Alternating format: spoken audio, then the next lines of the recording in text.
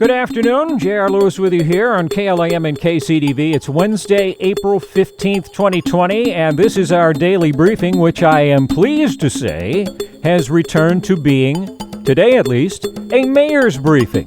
Get to be back to our original plan and our original design for today. So with no further ado, my recent visit with Mayor Clay Copeland. And again, if you want to pass this information on to anyone or hear it again later, it will be archived on our YouTube channel eventually, which is youtube.com/Cordova TV. Mayor Copeland, nice to be able to have you join us for one of these. Feels like it's been a long time. How are you holding up these days? I'm doing pretty well, JR. I'm taking some personal leave to help out with some city things and mostly communicate with the public and in venues like this. And thank you for your support as media to help get communications out to the community. Well, that's very much what we're about here, and I'm glad that we've got some resources to put to work. So, as far as how things are sort of developing and coordinating in the community, what's sort of what's the latest along that line?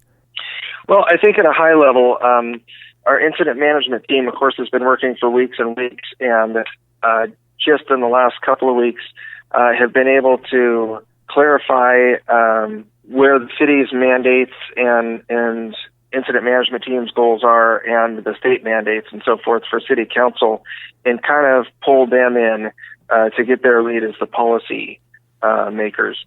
And so city council has very much gotten up to speed. They've indicated some of their requirements. They want to hear directly from medical staff and directly from stakeholders in general, so that they have very clear information to work with as they make important decisions for the community. And they have also expressed a desire and reflected the desire of the tribal council to work very closely together. So the city council has scheduled weekly Wednesday noon special meetings, and they'll separate the COVID response special meetings from their regular meeting. And so there is a regular meeting at noon today. We're just ahead of it. But and that would be Wednesday the 16th, and then next Wednesday will also be a special meeting, and then May 6th will be our next regular city council meeting in the evening. Okay. But at a high level, the city council and tribal council are working very closely together, as are the medical teams at the Alaka Clinic, Tribal Clinic, and our Cordova Community Medical Center. And they're hosting tribal and city council and tribal council meetings probably weekly. There's one tomorrow at 3 p.m. Thursday. Okay, yeah, I was going to say, I thought I had heard that there was a meeting with the tribal council. So you guys are continuing, the city I'm talking about now, continuing to coordinate with them very closely. Yes, the city council is scheduled meetings with the tribal council for tomorrow afternoon at 3 o'clock. And they also like to make room or request any information the tribal council would like to provide the city council during the city's meetings, and vice versa. The tribal council has asked me to come and speak to their council and extend their support and resources. So it's been a great working relationship. Great. Well, how about, I heard this emphasized at what day was it? The Monday. A lot of talk about testing. Now, how is testing capacity coming along? Well, we actually have some really exciting news to share there. And rather than rob the thunder, I'll let our incident management team and healthcare providers share some of the details. But I think the community will be pleasantly surprised at the pretty significant increase in our testing capacity, both at the Alaka Clinic and Cordova Community Medical Center. So again, go to the Cordova Prepared website on the city's homepage, cityofcordova.net, and click the banner, and you can get these daily public information officer updates, and one will be posted today or tomorrow that will have that testing information. Good. All right. Well, we'll definitely keep an eye out for that. Now, a really big deal council has been talking about this, and the community's been talking about this, trying to make the sharing of information a little more robust, so the community can have a sense of what's going on, what's being done for them.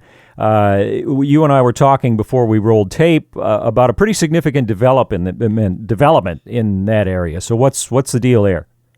Yeah, well, our city manager, Ellen Howard, she has reached out and enlisted a public relations firm, a very skilled one in emergency management type situations, has worked for the Anchorage or Alaska School District and been in, similar situations. And we're very much working with her to structure more towards here's what the city is doing.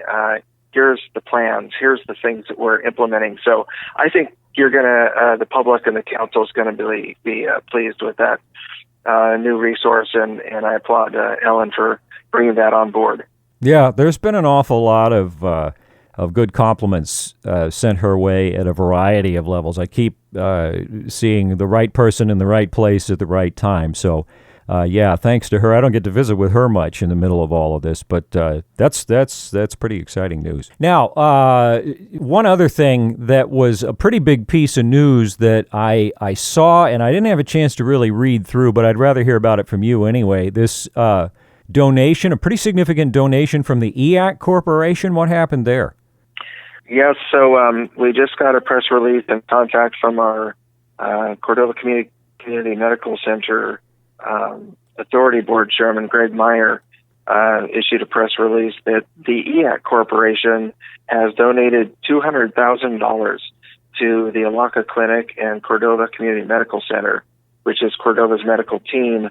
Once they saw the list of needs there, they wanted to do something, and I can tell you the board considered it immediately. They voted unanimously in favor. There were even private board members and staff that made personal contributions. So really a tremendous gesture and a real need for the community. And I just can't say how much I appreciate the corporation. They've always been a great partner for the community, but at a time like this, it's really, really appreciated and significant in our efforts.